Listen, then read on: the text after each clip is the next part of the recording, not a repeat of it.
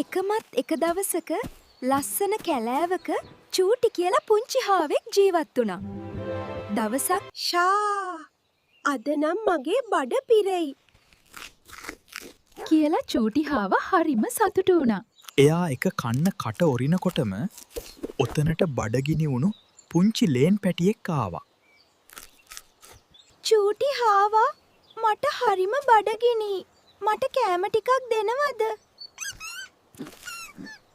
චූටි හාවට ලේන ගැන දුක හිතුණා. එයා ලෝභ නැතුව කැරට් අලය දෙකට කඩලා ලොකු කෑල්ල ලේනාට දුන්නා.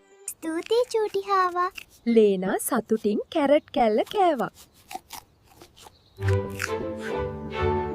ඒ දිහා බලාගෙන හිටපු චූටි හාවට ඔයාගේ බඩ පිරුණාට වඩා ලොකු සතුටක් හිතට දැනුණා. පාඩම අපිට තියෙන දේවල් යාළුවෙක් එක්ක බෙදාගත්තම ලැබෙන සතුට හුඟක් වැඩි.